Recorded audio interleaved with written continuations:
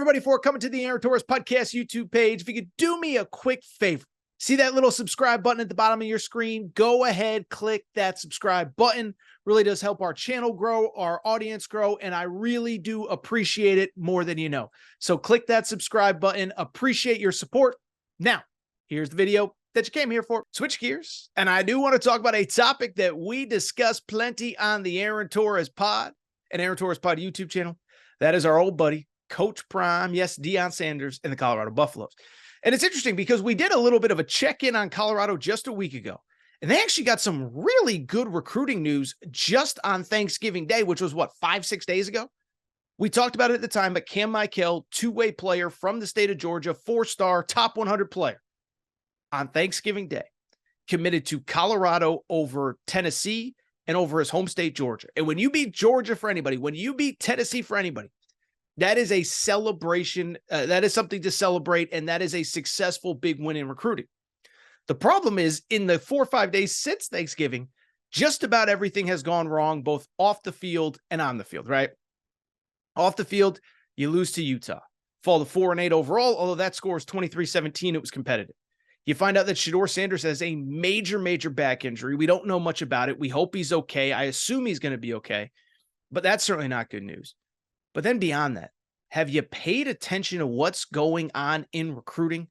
Because it has been a debacle for Colorado, with 3 players in the last 24 to 48 hours, depending on when you're listening, decommitting starting on Sunday. Let's dive in. Let's jump in. A lot of people are worried about Colorado. What are they doing? Is it already time to give up on Coach Prime? I'm not there yet, but things certainly are not good. In terms of the recruiting news, first of all, it really started about 3 weeks ago. Winston Watkins, a 2025, so he's a junior right now, wide receiver, 5-star, was the first player to commit to Coach Prime when he got to Colorado. He announced he was decommitting. And at the time he said, that's not good, but he's a 2025 kid. There's plenty of time to recover, whatever.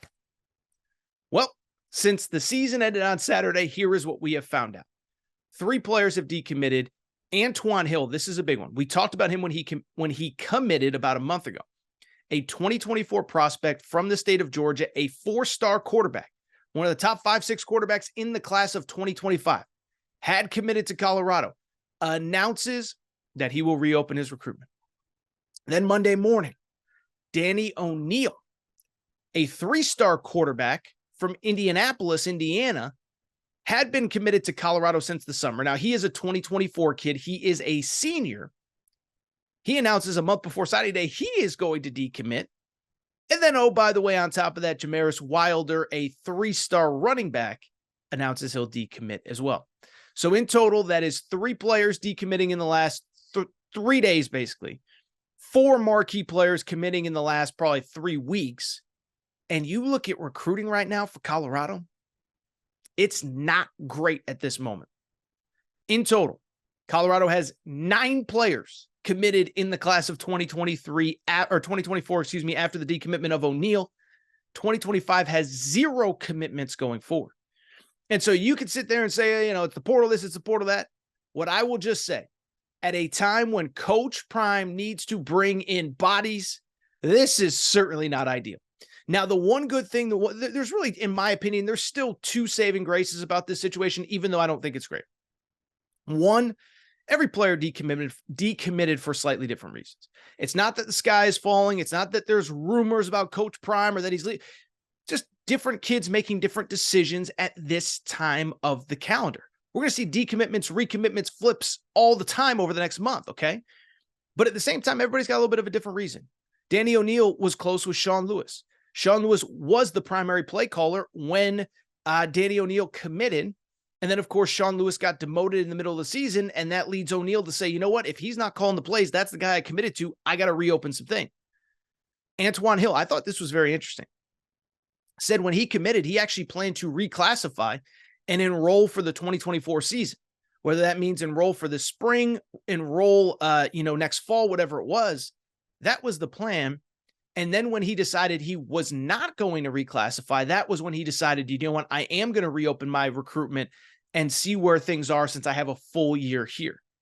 Watkins had his reasons, whatever. but I bring it up. Everybody's got different reasons. And the other thing that I would say that's a little bit of a saving grace, I don't think it's a sky is falling, the program is falling apart thing. One, everybody has their reasons. Two, I know everybody wants to crush Colorado. I know a lot of people don't like Coach Prime. This year really wasn't as bad as everybody makes it out to be. Coach Prime takes over a 1-11 program. Okay, this is worth noting. Nobody wants to talk about it. 1-11 program. They win 4 games. They go 4-8 overall. On top of that, look at the final scores of those games. 5 of their 8 losses. You understand 5 of their 8 losses were by a touchdown or less, or by a single possession. History tells us that a lot of times when you have a lot of close losses, they become close wins. Just look at the final scores. Played USC early in the year. 48-41 was the final score.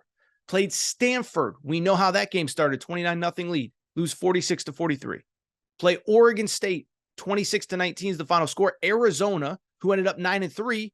34-31. They lost on a walk-off field goal. And Utah, they lost 23-17. So I don't think they're that far off. But at the same time, and I love Coach Prime, and I believe in Coach Prime, and he made a big jump from year 1 to year 2 at Jackson State. At some point, you got to start bringing in bodies. And while I'm not worried about 2025 kids, you obviously want to get a great start off in that class in a perfect world. The 2024 stuff does worry me.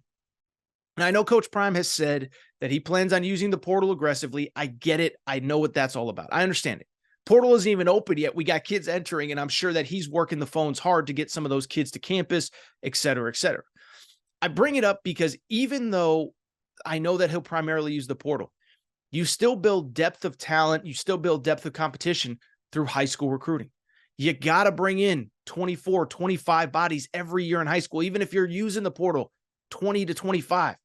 I mean, the guys that have been doing it for years. Yeah, Brian Kelly, at LSU. Yeah, he went heavy on the portal year 1, year 2, but he's building his program. He's building the depth that he hopes to use to compete with Alabama and Georgia through the high school ranks. Hugh Freeze used the portal very aggressively last year at Auburn. This year, he's got a top 15 class that I think could be top 10, depending on if he can flip some kids. And so if you're Coach Prime, listen, I get that you're about the portal, and I'll be very curious to see what he does in the portal over these next couple weeks. But as we learned this year, it isn't easy to build a program. It isn't easy to build a roster through the portal. Now, the good news is there are some very clear necessities on this team: offensive line, defensive line. And the good news is, like I said, at the very least, the portal is still an option. Having nine commitments in for your recruiting class in 2017 was a death knell. Okay. In 2024, you can at least backfill through the portal. And the one thing I will say, you are going to be able to get quality talent out of the portal. I mean, look across college football. Jared Verse, defensive end, Florida State, portal. Some of the best skill position guys out of the portal. Quarterbacks, obviously it goes without saying, out of the portal. Think about all the quarterbacks that we have: Michael Penix, Bo Nix, Jordan Travis at Florida State, all through the portal. Quinn Ewers through the portal. A.D. Mitchell is best wide receiver at Texas through the portal. So the players are there. And the good news is, the one thing that Colorado can offer, and we talked about this with Cam Michael, they can offer plenty of playing time. So we will see what happens. I'm not as worried as a lot of other people. I see a program that went 1-11 this year, 1-11 last year, 4-8 this year. And they do have some pieces, assuming Shedeur is healthy. We know about the skill position groups. We know about the defensive back group. And the defense quietly actually played pretty well down the stretch. Again, I just gave you the numbers. Now, they had that really bad game against Washington State that I'm not going to try to defend. But 23 points to Utah, 34 points to a 9-win Arizona team, 26 points to Oregon State, 28 points to UCLA. The defense wasn't bad. Offensive line recruiting is absolutely a priority. Defensive front recruiting is a priority. And we'll see how he closes in the class of 2024. Good news is they're in the mix for many, many, many key players in the class of 2024. And as we know, Coach Prime will be aggressive in the portal. But obviously, I can't sugarcoat it. I can't lie and say that this is good news as kids decommit. We'll see what happens. But I will say, I am excited to see what Coach Prime does in the portal, because between him, the NFL background, all of that, plus immediate playing time, I do think he is ultimately going to have success. If you enjoyed this video, do me a favor. Make sure to subscribe to the Aaron Torres Podcast YouTube channel. New episodes drop every Monday, Wednesday, Friday. Also, you can listen to the show on Apple, Spotify, or wherever you get those podcasts.